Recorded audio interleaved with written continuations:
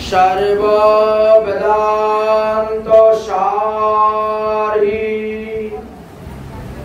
श्रीमद्भागवतमृष्यते तद्रसामृतं पिबेतस्य न अन्यत्र सातिरति कश्चित्। सर्व वेदांत सार श्रीमद् भागवत महापुराणे হরিনামের মহিমার কথা আলোচনা করে গিয়েছেন। বলেছেন নাম সংকীর্তনায়স্য সর্ব পাপ প্রণাশনম প্রণামো দুঃখ শমনস্তাং তং নমামি হরিপরম। তাই হরিনাম সংকীর্তন করলে কি হয়? সমস্ত পাপের নাশ হয়। তাই ভাগবত সম্পূর্ণ করার পর এই শ্লোকটা বলেছিলেন। কেন বলেছিলেন তার কথা ভাগবতের আলোচনা করেছি। মন্ত্র তন্ত্রশ্চ ছিদ্রম্য দেশ কলাবস্তুতৌ সর্বং করতি নিশ্চিদ্রং নাম সংকীর্তন তব। আমরা ভগবানের ভোগ দিতে গিয়ে যদি আমাদের কোনো ক্রিয়া বা মুদ্রার ভুল হয়, ভগবানের অর্চন করতে গিয়ে যদি কোনো ক্রিয়া মুদ্রার ভুল হয়, তাহলে শেষে হরিনাম করলেই সব অপরাধ মাফ। আরতি এবং হরিনাম এই দুটি হলো অপরাধ স্খলন। আমাদের নাম অপরাধ, ধাম অপরাধ, সেবা অপরাধ আর বৈষ্ণব অপরাধ, এই চার রকম অপরাধের কথা বর্ণনা করে গিয়েছে। এই চার রকম অপরাধের মধ্যে যে কোনো একটি অপরাধ হলেও প্রেম ভক্তি লাভের থেকে বঞ্চিত হয়ে যায়। সর্ববেদান্ত সার শ্রীমদ্ ভাগবত মহাপুরাণ আরো একটি স্থানেতে এই হরিনামের মহিমার কথা আলোচনা করে গিয়েছে। কোথায়? ভাগবতের একাদশ স্কন্ধের পঞ্চম অধ্যায়ের 32 নম্বর শ্লোকেতে আলোচনা করা আছে। নবযুগেন্দ্র সংবাদ। কোন এক সময়ে নবযুগেন্দ্ররা এসেছিলেন নিমি মহারাজের রাজসভাতে এসে উপস্থিত হয়েছিলেন। নিমি মহারাজ জীবের মঙ্গলের জন্য, জীবের কল্যাণের জন্য 9টি প্রশ্ন করেছিলেন। এই 9টি প্রশ্নের মধ্যে যিনি করভাজন, তিনাকে প্রশ্ন করেছিলেন যে কলিযুগের সুবুদ্ধিমান মানুষ কিভাবে হরি ভজন করবে।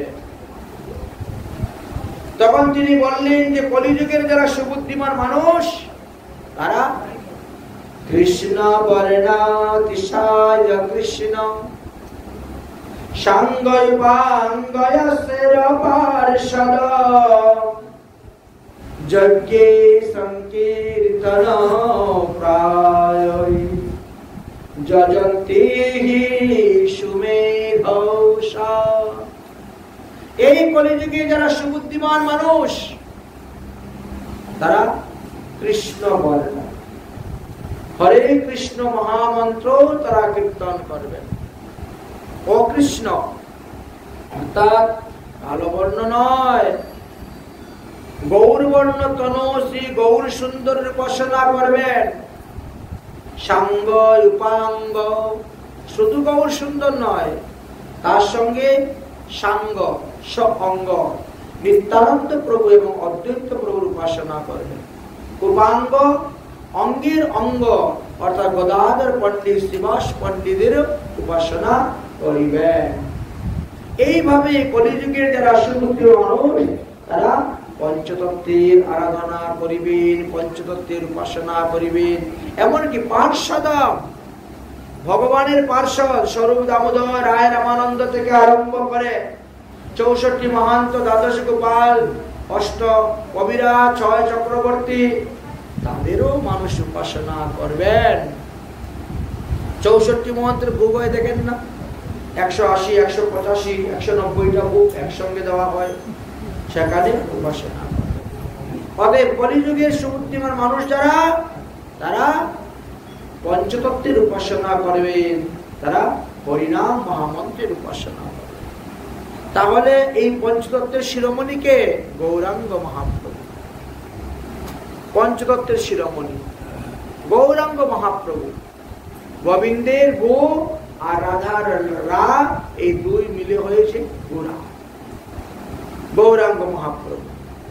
এই গৌর হরিকে কেউ বলে ভক্ত অবতার, কেউ বলে ভগবান অবতার, কেউ বলেন অবতারী। যার যেমন ভাব তিনি সেইভাবেই মহাপ্রভুকে দেখে দেন। আমাদের মহাজনগণ শাস্ত্র সিদ্ধান্ত এনেছেন, ব্রহ্মাণ্ড পুরাণেতে আলোচনা করা আছে। যে রমেন সহ বল্লভী রময়তে বৃন্দাবন মহনিশি, जो कंस निर्जघानम कौरव रणे, जो पांडवानाम शकास्तथा। যে কৃষ্ণ বৃন্দাবনে রাসলীলা করেছিল, যে কৃষ্ণ রাধারানীর সঙ্গে রমণ করেছিল, যে কৃষ্ণ কুরুক্ষেত্রের যুদ্ধে পঞ্চ পাণ্ডবকে রক্ষা করেছিল, সেই কৃষ্ণই এই কলিযুগে গৌর রূপে এসে অবতীর্ণ হইয়াছেন। গৌর অবতীর্ণ হইয়াছে। কিছু কিছু লোক বলেন যে শাস্ত্রে লেখা আছে ব্রহ্মার এক দিবসে স্বয়ং ভগবান একবার আসেন। ব্রহ্মার এক দিবসে স্বয়ং ভগবান একবার আসেন। তাহলে তারপর যুগে স্বয়ং ভগবান এসেছেন, এটা ভাগবতে লেখা আছে। প্রথম স্কন্ধের 3য় অধ্যায়ের 28 নম্বর শ্লোকে আলোচনা করা আছে। সুতরাং যদি লেখাই থাকে তাহলে এখন কি করা যায়? এখন কলিযুগে কেমন করে মহাপ্রভু আসলেন? বললেন যে একটা বিশেষ বিধান আছে, যে তারপরে হবে কৃষ্ণ অবতার, তারপরের কলিযুগে গৌরচন্দ্রের বিহার। কৃষ্ণ নাহি মানে তারে দৈত্য করে জানি, চৈতন্য না মানিলেও তারে দৈত্য করি গণি। এহেন অবতারকে যারা মানে না, অনেকে বলেন যদি ভগবান মহাপ্রভু যদি অবতারই হতেন তাহলে তো ভাগবতের মধ্যে যিনার নাম থাকত। সুখদেব গোস্বামী পাদ যখন মহারাজ পরীক্ষিতের কাছে ভগবানের 24 অবতারের কথা বর্ণন করলেন, ব্রহ্মা যখন নারদ মুনির কাছে 24 অবতারের কথা বর্ণন করলেন, সুতমুনি যখন সৌনকাদ ঋষির কাছে 24 অবতারের কথা বর্ণন করলেন, কই তখন তো সেখানে মহাপ্রভুর নাম আলোচনা করা হয়ে যায়। তাহলে তিনি ভগবান হলেন কেমন করে? বলে আলোচনা হয়েছে অন্য স্থানে, বেদেও তার প্রমাণ আছে। আমাদের মহাজনগণ বলছেন যে ব্যাসদেব বলছেন আমি এখানে 24 অবতারের কথা আলোচনা করতেছি, কিন্তু অবতারীর কথা নয়। মহাপ্রভু অবতার নন, মহাপ্রভু হলেন অবতারী। কেন? যার থেকে অন্যান্য অবতার বেরিয়ে আসে তাকে বলা হয় অবতারী। তাই মহাপ্রভুকে অবতারী বলা হয়েছে, আর অন্যান্য সবাইকে অবতার বলা হয়েছে। এই জন্য আমাদের মহাজনগণ একটা সুন্দর পদ রচনা করেছেন। আমার অবতারের সার গুরার অবতার, কেন না ভজিলি তারে। অবতারের সার গুরার অবতার, কেন না ভজিলি তারে, কেন না ভজিলি।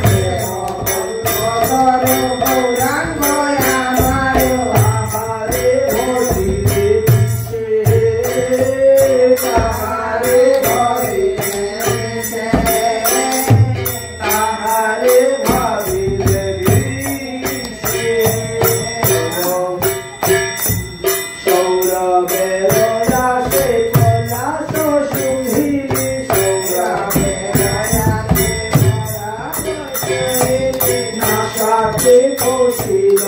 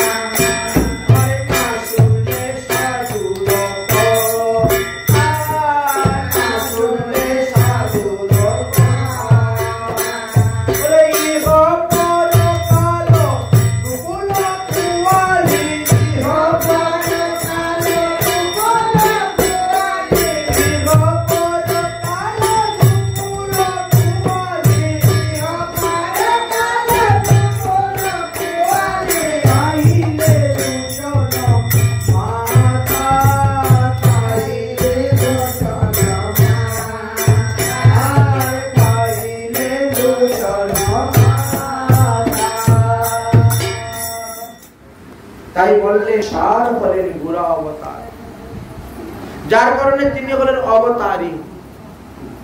আর অবতারীর নাম সেখানে আলোচনা করা হয়নি, করা হয়েছে অবতারের নাম। এই জন্য ভাগবতের 24 অবতারের মধ্যে মহাপ্রভুর নাম নেই। বুদ্ধ নাম আছে, কল্কি নাম আছে, কিন্তু মহাপ্রভু নাম বললেন। তার পিছনে আরো কিছু কারণ দেখাচ্ছে। শ্রীমদ্ ভাগবত মহাপুরাণে শুকমুনি কলিযুগের প্রশংসা করে গিয়েছে, ব্যাসদেব প্রশংসা করে গিয়েছে। কলিং সভাবজস্থানম গুণজায়ম সারগ্রাহীম যত্র সংকীর্তনেনৈব সর্বসার্থিভ্য অভিলভ্যতে। যে কলিযুগে হরিনাম সংকীর্তনের দ্বারাই সমস্ত সাধ্য বস্তু সাধিত হইবে, কলির গুণজ্ঞ আচার্য কারিগণ কলিকে সারগ্রাহী বলেছেন, কলিকে আদর করেছেন, কলিকে প্রণাম করেছেন। সুতরাং এই সংসারে ভ্রমণশীল মানুষগণ যারা কলিযুগে এসে মনুষ্য জন্ম পেয়েছেন, আর মনুষ্য জন্ম পেয়ে যারা সদ্গুরু চরণাশ্রয় করে হরিনাম সংকীর্তন করে যাচ্ছেন, তারাই সুখ, শান্তি, মুক্তি সব লাভ করতে পারে। প্রণমিহ কলিযুগ সর্বযুগ সার, সত্য তেতা দাপর। এই 3 যুগ হইতে হলো কলিযুগ শ্রেষ্ঠ। তাই বলছেন যে প্রণমিহ কলিযুগ সর্বযুগ সার, হরিনাম মহামন্ত্র যাহাতে প্রচার। কলি ভূত পাপাচ্ছন্ন অন্ধকারময়, পূর্ণ শশধর ভেল চৈতন্য উদয়। সচি গর্ব সিন্ধু মাঝে চন্দ্রের প্রকাশ, পাপ তাপ দূরে গেল তিমির হলো নাশ। তাই এই শ্রীকৃষ্ণ চৈতন্য অবতারে এই যে নামামৃত এবং প্রেমামৃতের বন্যা চলতেছে, এই বন্যা কলিহত জীবকে ভাসানোর জন্য মহাপ্রভু এনেছে। এই অপ্রাকৃত বন্যা, এই বন্যা গোলক প্রেমের বন্যা, রসের বন্যা। আর এই বন্যাতে যারা অবগাহন করে নাই, বলছে তারা আর কখনোই উদ্ধার হইতে পারবে না। এই কলিযুগে নামের মহিমার কথা আলোচনা করতে গিয়ে বললেন, হে জীব, তোমরা হরিনাম সংকীর্তন করো, তবেই তোমাদের পাপের মোচন হইবে।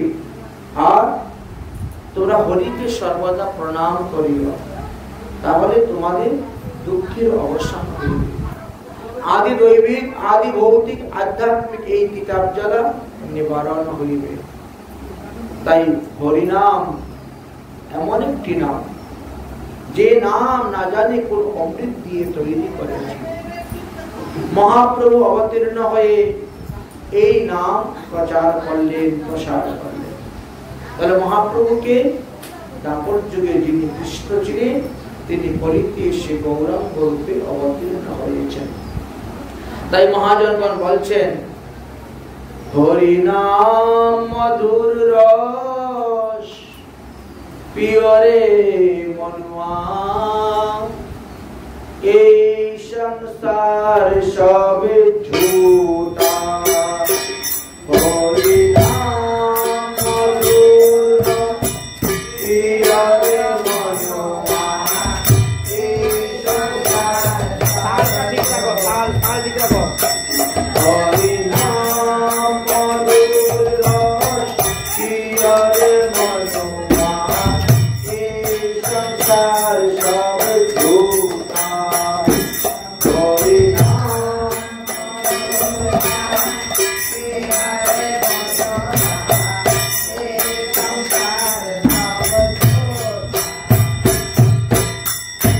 সংসার সবে ঝুটা রে মনুয়া,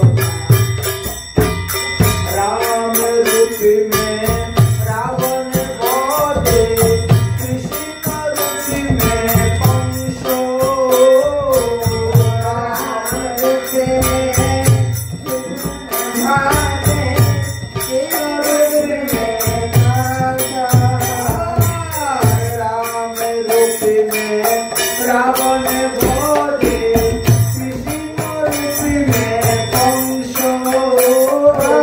राम रूपी में रावण बोले, कृष्ण रूपी में गौरी रूप में हरि नाम बिरायो, गौरी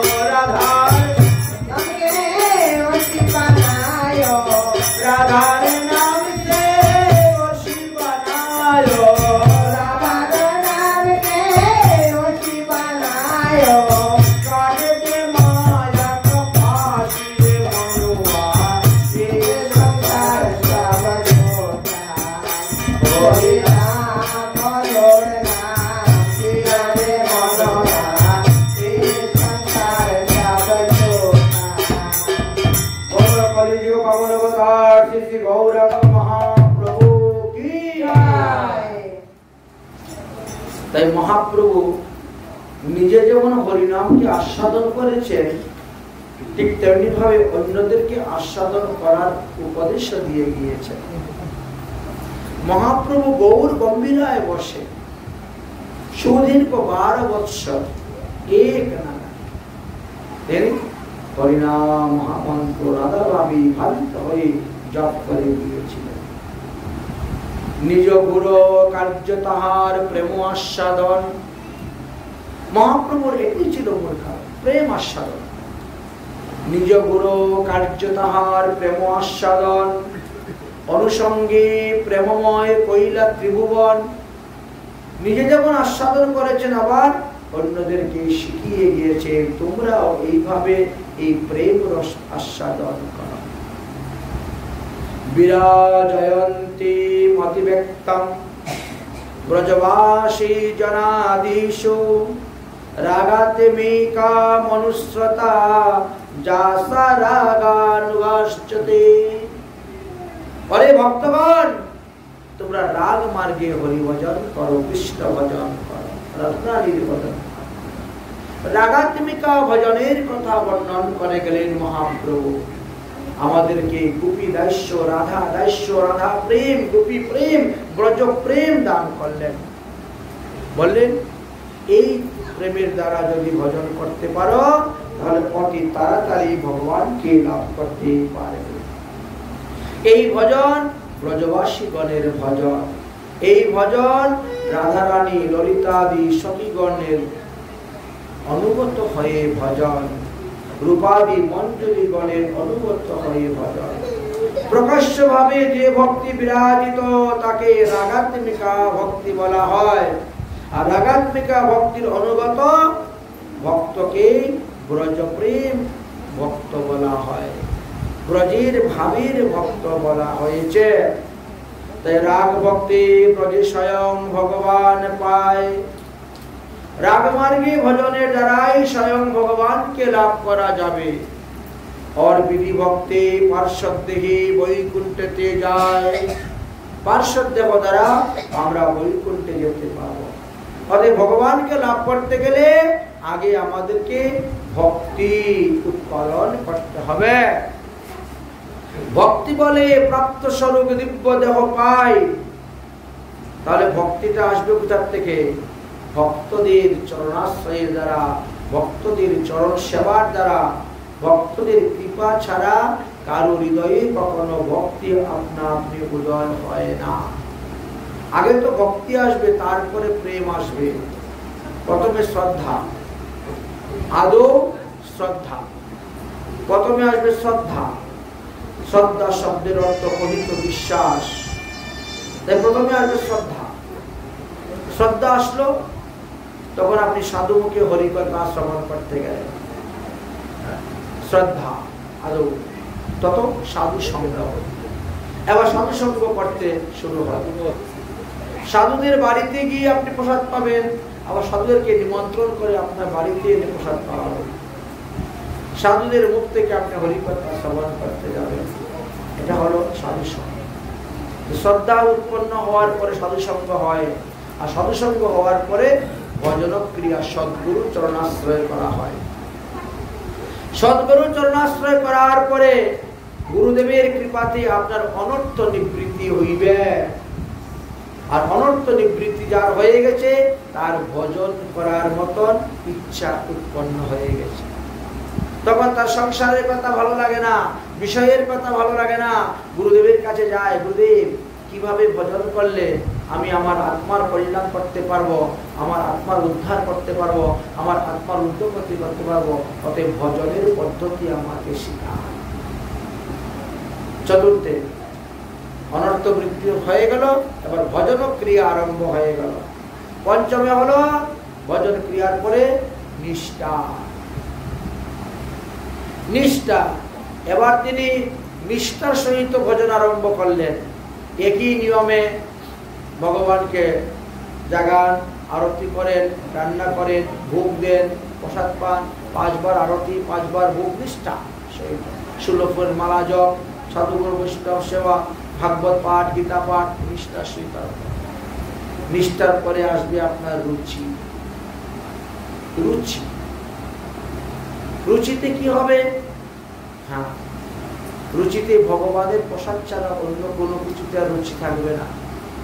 হরিনাম ছাড়া, ভাগবত কথা ছাড়া অন্য কোনো কথাতে রুচি নেই, অন্য কোনো কথা শ্রবণে ইচ্ছা নেই, বলতেও ইচ্ছা নেই। এইভাবে রুচি আসবে। আর রুচির পরে আসবে আপনার আসক্তি। আসক্তি আসবে ভগবানের প্রতি, সংসারের প্রতি নাই, ছেলে মেয়ে স্ত্রী পুত্রের প্রতি নাই, টাকা পয়সার প্রতি নাই, ব্যবসা বাণিজ্যের প্রতি কোনো আসক্তি নেই। আসক্তি ভগবত সেবায়, ভগবত। আসক্তির পরে আসবে আপনার শরীরে ভাব। আপনি তখন ভাবের ঘরে থাকবেন। আপনার খাওয়া দাওয়ারও ঠিক নেই, ঘুমেরও ঠিক নেই, একটা ভাব নিয়ে পড়ে থাকবেন। সবসময় ভগবত সেবা, ভগবত সুখ, ভগবত ভক্তি সুখের চিন্তাই থাকবে। তারপরে গিয়ে আসবে আপনার শরীরে প্রেম। প্রেম এত সহজ নয়। প্রেমের স্তর হলো 9 নম্বর। এই যে শ্রদ্ধা হইতে আসক্তি পর্যন্ত এই 7টাকে বলা হয়েছে সাধন ভক্তি। সাধন ভক্তি যার পাকাপুক্ত এখনো হয় নাই, তার দেহে ভাব ভক্তি আসে না।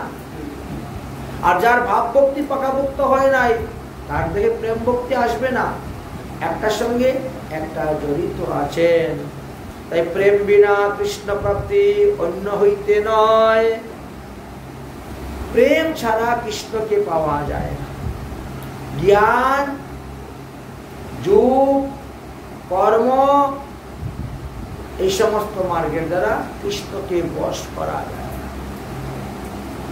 কৃষ্ণকে বশ করার জন্য চাই প্রেম, ভক্তি, রস। তাই বলে প্রেম বিনা কৃষ্ণ প্রাপ্তি অন্য নাহি হয়, ভক্তি বিনা কৃষ্ণে কবু নহি প্রেম উদয়। তার আগে ভক্তি, তারপরে প্রেম। ভক্তি রাজ্যের যখন আপনি 9 নম্বর সিঁড়ি থেকে উঠে যাবেন, তখনই প্রেম মহালন আপনি পেয়ে যাবেন। আর প্রেম পাওয়ার পরে আপনাকে কৃষ্ণ প্রাপ্তি হবে। আর কৃষ্ণকে পাওয়ার পরে ভক্তি বলে প্রাপ্ত স্বরূপ দিব্য দেহ পায়, তখন আপনিও কৃষ্ণের মতন সারূপ্য মুক্তি লাভ করে আপনি নিত্য গোলক ধামে চলে যান। সারূপ্য মুক্তি, যেভাবে ভগবানের রূপ সেইভাবে সারূপ্য মুক্তি। কৃষ্ণ গুণ আকৃষ্ট হইয়া ভজে কৃষ্ণ পায়, কৃষ্ণের গুণে তখন আকৃষ্ট হয়ে গেলেন, আর আকর্ষণ হয়ে আকৃষ্ট হয়ে আপনি যখন কৃষ্ণকে ভজন করবেন তখনই আপনি কৃষ্ণকে লাভ করতে পারবেন। ভক্তির স্বভাব ব্রহ্ম হইতে করে আকর্ষণ, আর দিব্য দেহ দিয়া করে কৃষ্ণের ভজন। ব্রহ্ম, সুখদেব গোস্বামী পাদ ব্রহ্মানন্দী ছিলেন,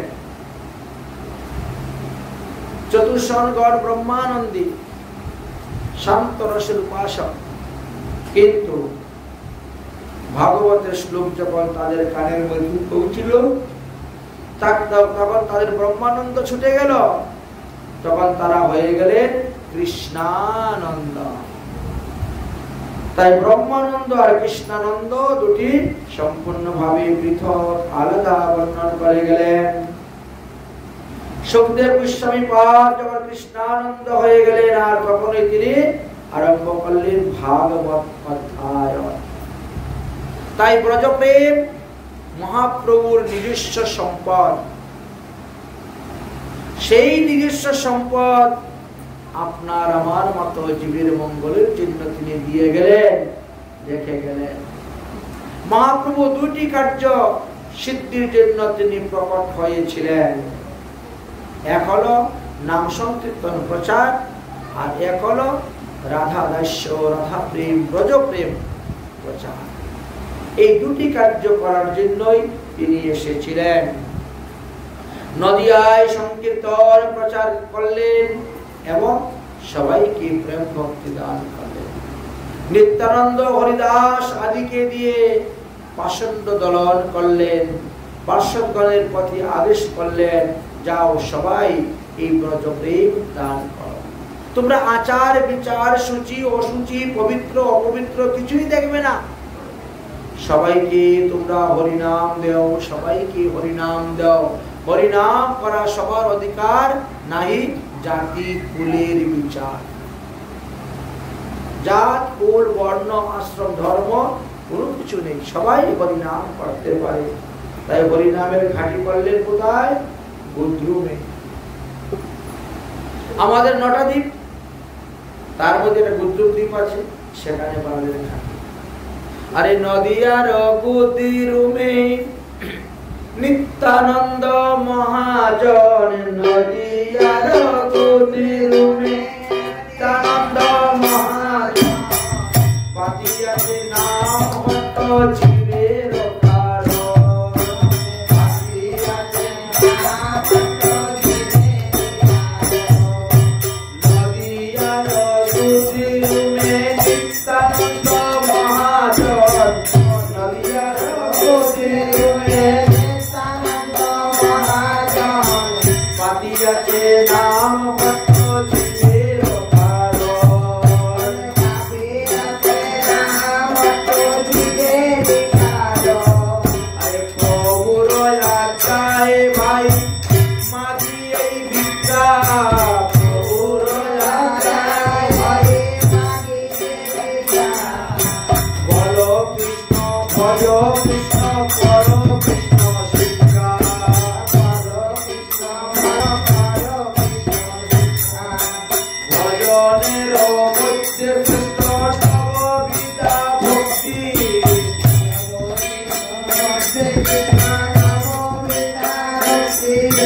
কৃষ্ণ প্রেম দিতে কৃষ্ণ ধরে মহাশক্তি, কৃষ্ণ প্রেম দিতে কৃষ্ণ ধরে মহাশক্তি। তার মধ্যে সর্বশ্রেষ্ঠ নাম সংকীর্তন, তার মধ্যে সর্বশ্রেষ্ঠ নাম সংকীর্তন।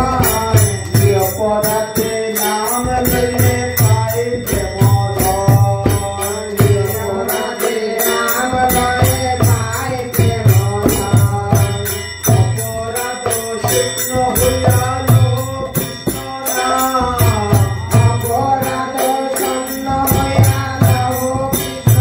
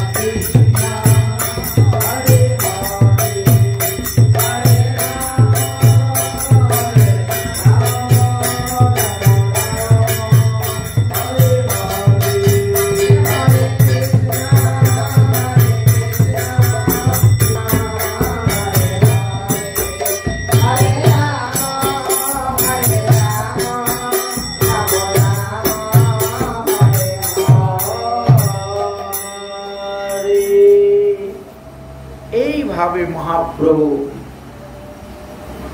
হরিনাম প্রেম প্রচার করলেন।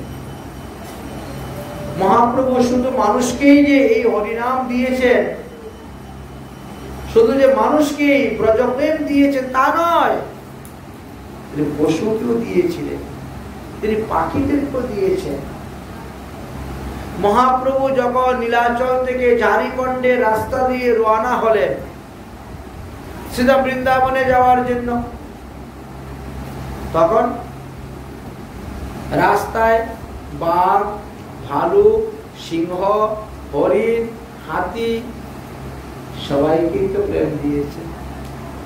ময়ূর, ময়ূরী থেকে আরম্ভ করে পশু পাখির থেকে, যে প্রেম পাওয়ার পরে তারা আনন্দে হরিবল হরিবল বলে নৃত্য করেছিল। পশু পাখিরা মহাপ্রভুর সঙ্গে হরিনাম করে হাত তুলে নৃত্য করেছিল। আর সেখানে মহাপ্রভুর প্রেমেতে পাথর গলে গিয়ে এখন পর্যন্ত সেই পাথরের উপরে ছাপ পড়ে আছে। মহাপ্রভুর চরণ চিহ্নের ছাপ পড়ে আছে, হাতির পায়ের ছাপ পড়ে আছে, হরিণের পায়ের ছাপ পড়ে আছে, বাঘের পায়ের ছাপ পড়ে আছে। প্রেম তাহলে কি বস্তু দেখেন তো, পাথরকে গলিয়ে দেয়, কিন্তু আমার মন পাশার বলে না। এই যে আমার মন পাশা উঠা বলে না। জানি না বিধি কি দিয়ে তৈরি করে দিয়েছে, বিধির দোষ নেই, দোষ আমার। পূর্ব জন্মের পাপ ছিল তাই প্রেম উদয় হয় না। কোন জন্মে বা করেছিলাম পাপ, কে বা দিল ব্রহ্ম সাপ, যার কারণে আমার প্রেমের উদয় হয় না।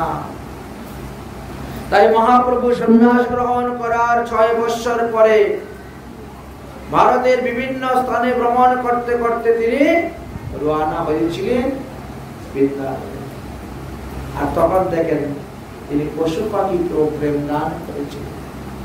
যে প্রেম, এই প্রেম যার শরীরে উদয় হয় তার মধ্যে হিংসা থাকে না, নিন্দা থাকে না, ঘৃণা থাকে না।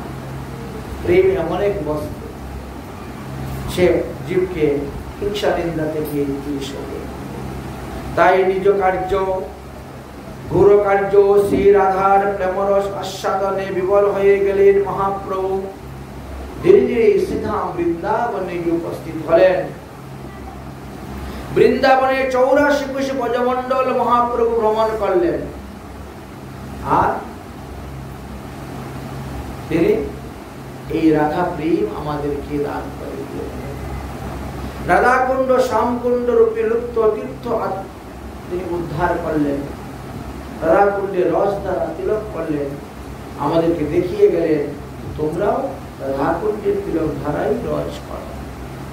শ্রীরাধিকার চরণ রেণু ভূষণ করিলে তনু, অনাহাসে পাবি গিরিধারী।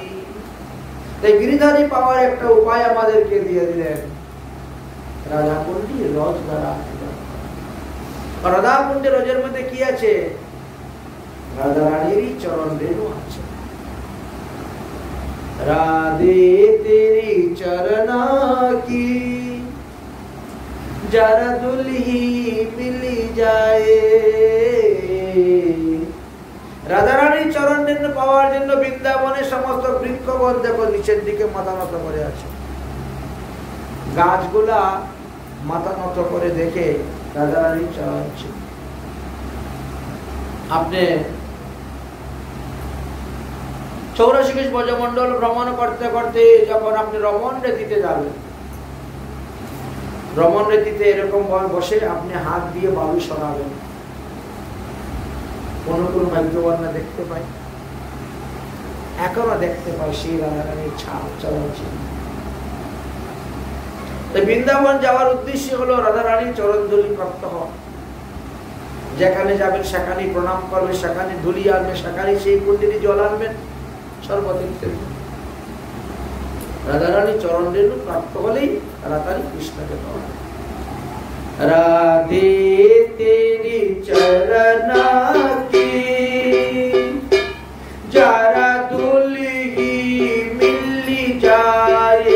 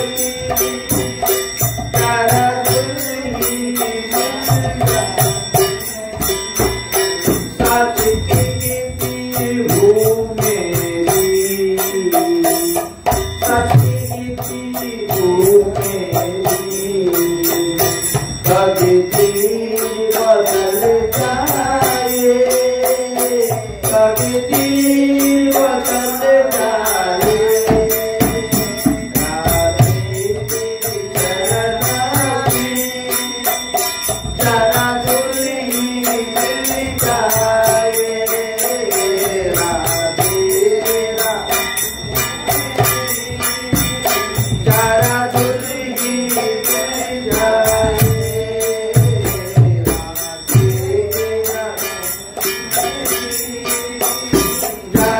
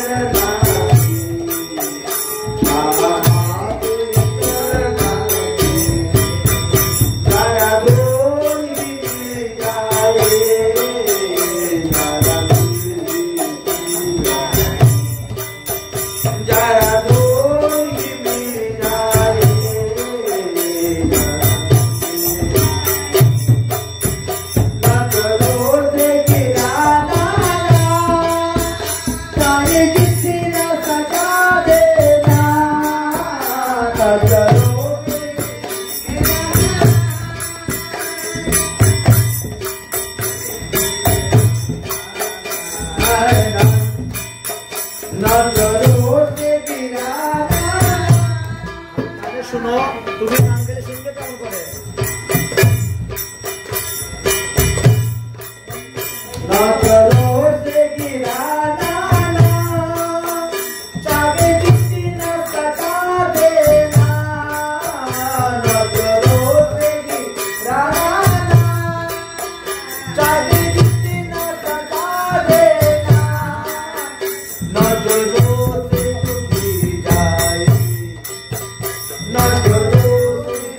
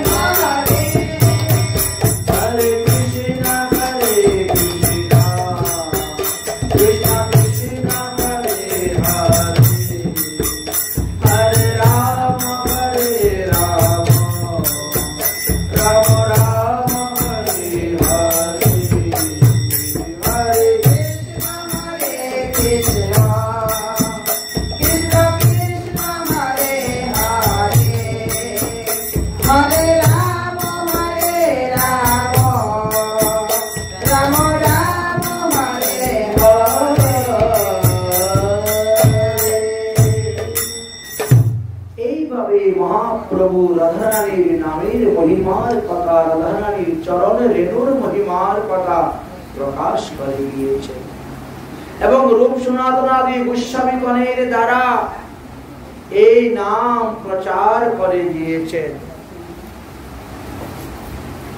তাই প্রভু কহে তোমাদের কর্তব্য আমার বচন। মহাপ্রভু বললেন, হে গৌরীয় বৈষ্ণবগণ, তোমাদের কর্তব্য হলো আমার বচন পালন করা। আমার বচন পালন করাই তোমাদের কর্তব্য। তাই মহাপ্রভুর বচন কি? মহাপ্রভুর বচন হলো শিক্ষাষ্টক। তিনি 8টি অষ্টক আলোচনা করেছেন। তার মধ্যে প্রথম অষ্টকটি হলো নামের উপরে, শ্রীকৃষ্ণ সংকীর্তনম। এই নামের উপরে তার প্রথম প্রশ্ন। আসুন এবার আমরা সেই 8টি শিক্ষাষ্টকের কথা আস্বাদন করি। সার তত্ত্ব হলো এই অষ্টক। জীব জগতের মঙ্গলের জন্য মহাপ্রভু আমাদেরকে 8টা উপদেশ দিয়ে গেলেন, যাকে মহাপ্রভুর 8টি শিক্ষাষ্টক বলা হয়। এই শিক্ষাষ্টকে এখন আস্বাদন করব।